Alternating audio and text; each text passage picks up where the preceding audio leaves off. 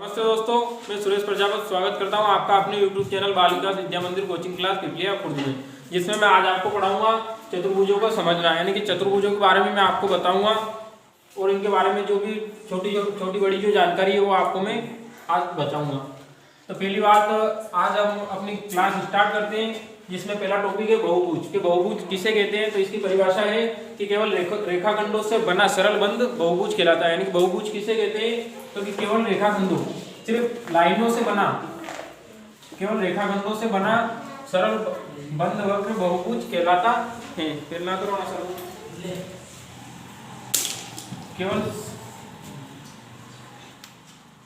ये इस तरीके से कोई सा भी सरल बंध हो सकता है, जिसे हम क्या कहेंगे, बहुभुज कहेंगे।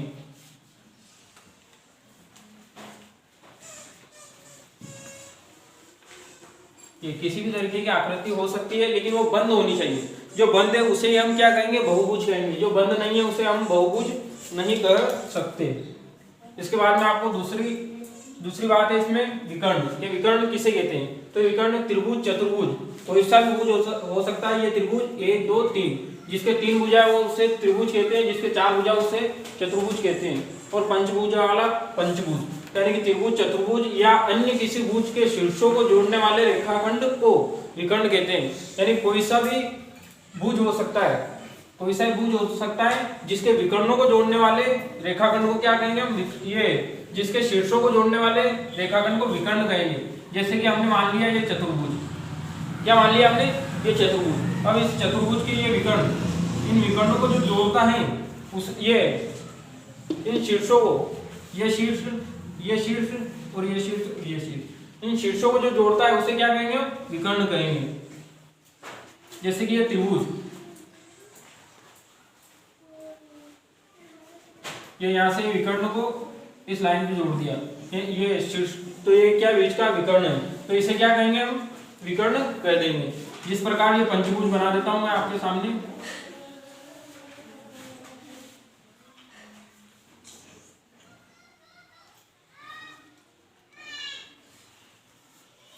तो ये इस विकर्ण को यहाँ पे ये ऐसे खींच दिया आपने, तो ये शीर्षों को जोड़ा इसने, इसलिए इसे क्या कहेंगे हम, विकर्ण कहेंगे। यानी कि जो शीर्षों को जोड़ेगा उसे क्या कहेंगे हम, विकर्ण कहेंगे।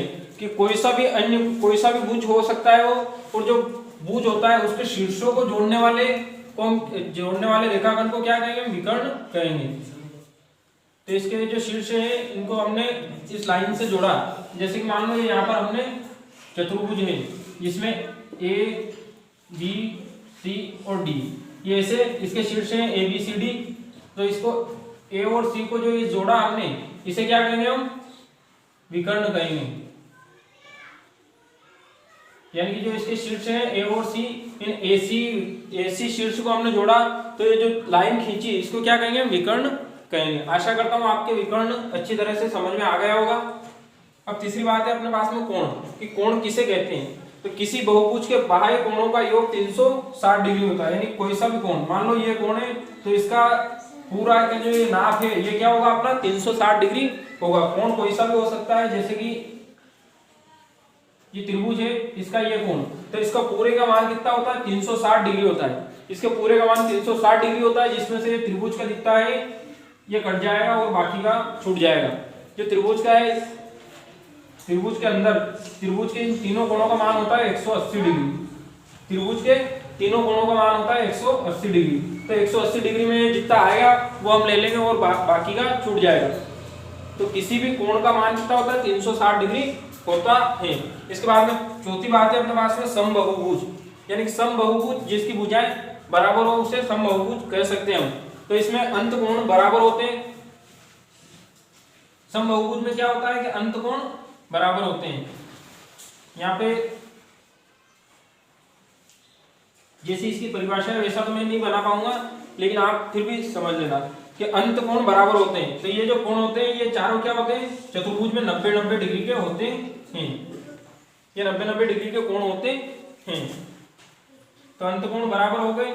इसके बाद में फिर दूसरी बात है, भुजाएं बराबर होती है। तो ये भुजा इसके बराबर और ये भुजा इसके बराबर, यानी कि चारों भुजा एक दूसरे के बराबर होती हैं। उसके बाद में बाह्य कोण बराबर होते हैं। तो ये जो बाहर के ये कोण हैं ये 90 डिग्री को छोड़कर मैंने क्या कहा आपको कि 360 डिग्री, ये 360 डिग्री होता है एक कोण का मान। तो यहाँ पर ये 90 का, तो मान लो ये भी 90 का, ये 90 का और ये 90 का, तो ये 360 डिग्री हो जाएगा। यानी कि एक कोण का मान कितना है, 360 डिग्री है। अब इसमें से 90 कट गया तो बाकी का छूट गया है, तो बाह्य कोण भी बराबर होते हैं। तो ये जो चारों कोण बाहर के हैं ये भी क्या है, इसके बराबर हैं। ठीक है, रोकी दे 2 मिनट। हाँ दोस्तों, मैंने वीडियो रोक के और ये इतना और लिख दिया है। इसके अब 5वां टॉपिक है हमारा कि समलंब चतुर्भुज। तो समलंब चतुर्भुज किसे कहते हैं उसके बारे में आपको बताता हूँ। ऐसा चतुर्भुज जिसकी भुजाएं क्या होती है, एक दूसरे के समांतर होती है। यानी कि इस चतुर्भुज में भुजाओं का एक युग्म समांतर होता है। यानी कि ये समलंब चतुर्भुज में बना देता हूँ आपके सामने।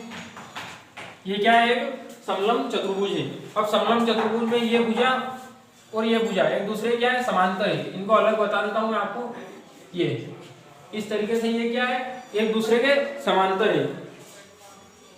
और ये भुजा और ये भुजा, इसको नाम दे देता हूँ ए बी सी और डी।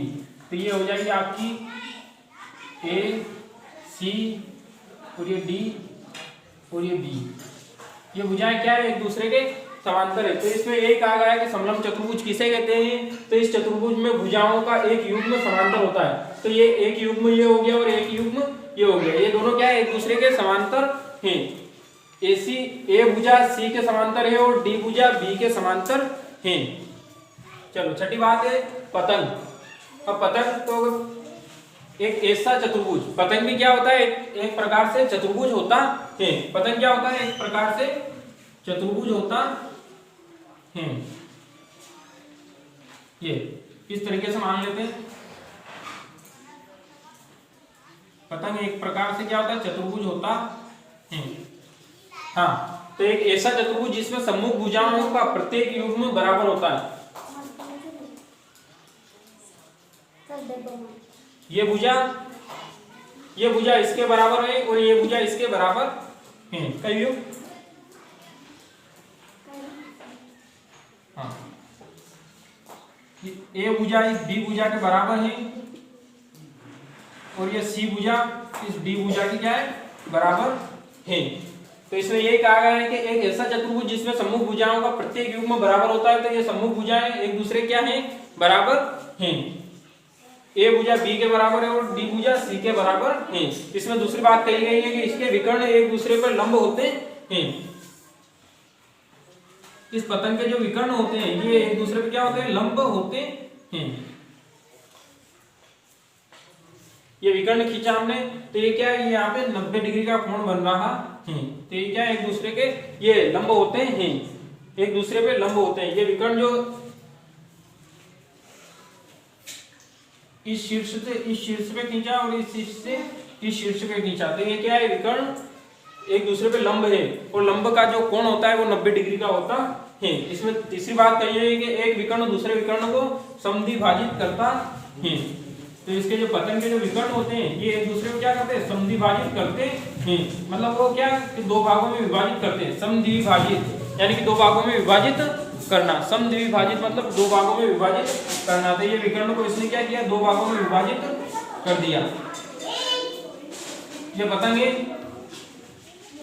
अब ये यहाँ पर ये इस तरीके से इसने क्या कि दो भागों में इसे विभाजित किया, आधा आधा कर दिया, तो इसे दो भागों में विभाजित किया। ठीक है, आशा करता हूँ पतंग का जो टॉपिक है ये आपके समझ में आ गया। इसके बाद में समांतर चतुर्भुज। तो समांतर चतुर्भुज किसे कहते हैं, इसकी परिभाषा है, एक एक देख लेते हैं। सम्मुख भुजाओं का एक युग्म, सम्मुख भुजाओं का युग्म समांतर होता है। इसके जो समांतर चतुर्भुज होता है इसका सम्मुख भुजाओं का युग्म क्या होता है, समांतर होता है। तो यही बात, इसे ए मान लो, इसे बी सी और ये डी, तब क्या है, पहले तो ए भुजा अलग निकाल लेते हैं, ए, और इसी के समांतर ये क्या है, सी भुजा है।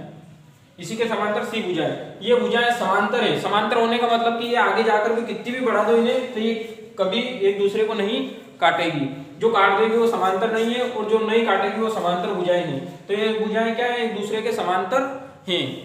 इसके बाद में इधर बी भुजा और बी भुजा के समांतर है ये डी भुजा।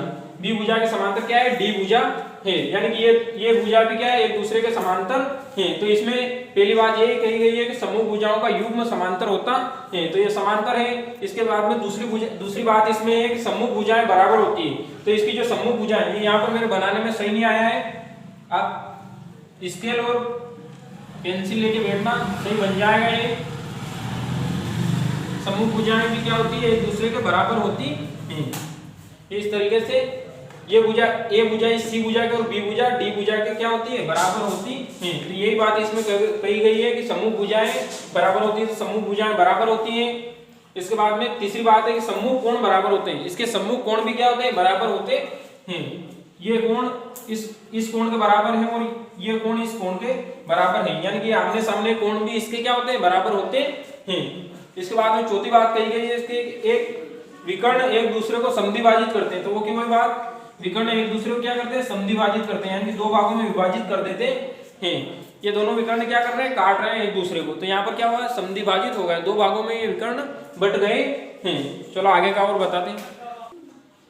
हाँ दोस्तों, तो अब मैं समचतुर्भुज के बारे में आपको बताऊंगा। ये 8वां टॉपिक है अपना, समचतुर्भुज। तो समचतुर्भुज किसे कहते हैं, इसमें समांतर चतुर्भुज के सभी गुण होते हैं, यानी कि समचतुर्भुज में क्या होते हैं, समांतर चतुर्भुज के सभी गुण होते हैं। जो मैंने अभी आगे जो 7वां टॉपिक बताया है उसी का इसमें सब कुछ आपको देख लेना है। इसके बाद में इसमें दूसरी बात है, सभी भुजाएं बराबर होती है, तो उसमें भी होती है।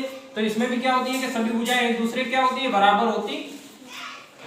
सभी भुजाएं एक दूसरे के बराबर होती है और विकर्ण परस्पर लंब समद्विभाजित करते हैं। ये सही बना देता हूं मैं। ये ऐसा चतुर्भुज है और इसके जो विकर्ण है ये एक दूसरे पे क्या है, लंब समद्विभाजित है। इसे थोड़ा सा हम टेढ़ा कर लेंगे।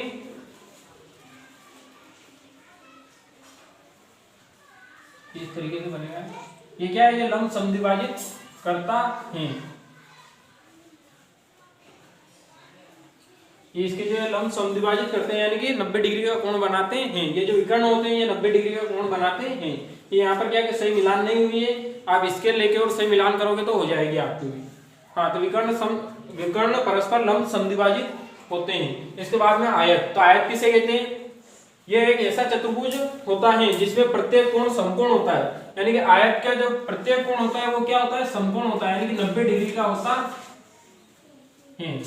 आयत का जो प्रत्येक कोण होता है वो ये सभी कोण क्या होते हैं, 90 डिग्री के होते हैं। तो प्रत्येक कोण समकोण होता है। समांतर चतुर्भुज के सभी गुण होते हैं। इसमें क्या होते हैं, समांतर चतुर्भुज के सभी गुण होते हैं। यानी कि जो पहले हमने 7वां टॉपिक पढ़ा था वो का वही कि इसकी भुजाएं सभी बराबर होती हैं और एक दूसरे का जो ये विकर्ण होते हैं ये लंब होते हैं। इसके बारे में हमने 7वें में पढ़ लिया है कि समचतुर्भुज किसे कहते हैं, समांतर चतुर्भुज किसे कहते हैं। इसके बाद हाँ, तो इसमें दूसरी बात यही है कि समांतर चतुर्भुज के सभी गुण होते हैं। तो जो आयत होता है इसमें समांतर चतुर्भुज के सभी गुण होते हैं। इसके बाद में तीसरी बात है कि विकर्ण बराबर होते हैं। इसके जो विकर्ण होते हैं ये क्या होते हैं, बराबर होते हैं। ये विकर्ण हम स्केल से ही पूरा चतुर्भुज बना के और उसको ये विकर्ण अलग निकालेंगे तो विकर्ण एक दूसरे क्या होते हैं, बराबर होते हैं। यानी कि छोटे बड़े नहीं होते हैं, वो बराबर ही होते हैं। ठीक है। इसके बाद में 10वां टॉपिक है अपना वर्ग, कि वर्ग किसे कहते हैं। तो एक समांतर चतुर्भुज के सभी गुण होते हैं। इसमें क्या होते हैं, समांतर चतुर्भुज के सभी गुण होते हैं। वो क्यों है, सभी भुजाएं बराबर एक दूसरे के समांतर। हाँ, जो समांतर चतुर्भुज के सभी गुण किसमें पाए जाते हैं, वर्ग में पाए जाते हैं। यानी कि वर्ग में समांतर चतुर्भुज के सभी गुण पाए जाते हैं। वर्ग एक ऐसा आयत होता है जिसकी सभी भुजाएं क्या होती है, बराबर होती हैं। यानी कि इसकी चारों भुजाएं, तो यहाँ पर मेरे बनाने में सही नहीं आया, इसकी जो चारों भुजाएं होती है ये क्या होती है, बराबर होती है। यानी कि वर्ग की चारों भुजाएं बराबर होती हैं। इसके बाद में इसमें तीसरी बात है कि समचतुर्भुज के सभी गुण होते हैं। यानी कि जो समचतुर्भुज होता है इसके सभी गुण होते हैं। इसमें विकर्ण लंब समद्विभाजित होते हैं। यानी कि लंब जो होते हैं वो समद्विभाजित यानी कि दो भागों में विभाजित होते हैं। और जहां पर जो दो भागों में विभाजित होते हैं ये विकर्ण ये क्या हो जाते हैं, 90 डिग्री के कोण पे होते हैं। ये हमने समचतुर्भुज में पढ़ी है। तो यहाँ पर भी ऐसा ही कहा गया है कि समचतुर्भुज के सभी गुण होते हैं, तो ये गुण भी इसमें आ गया है। इसके बाद में सभी भुजाएं बराबर होती है, तो इसकी भी सभी भुजाएं क्या होती है, बराबर होती है। यानी कि वर्ग की सभी भुजाएं क्या होती है, बराबर होती है। चौथी बात है आयत के सभी गुण होते हैं। तो आयत के इसमें क्या होते हैं, सभी गुण होते हैं। यानी कि समांतर चतुर्भुज के सभी गुण होते हैं। इसमें आयत में समांतर चतुर्भुज के सभी गुण होते हैं, तो इसमें भी समांतर चतुर्भुज के सभी गुण होते हैं। दोस्तों आशा करता हूँ कि आपको इस वीडियो में जितनी भी मैंने बातें बताई आपको समझ में आ गई होगी, और अगर आपके समझ में नहीं आए हो तो आप कमेंट में लिखना, हम अगले वीडियो में आपकी जो बातें समझ में नहीं आए उनको बताने की कोशिश करेंगे। अगर वीडियो आपको अच्छा लगे तो लाइक कीजिए, शेयर कीजिए और कमेंट जरूर कीजिए। धन्यवाद।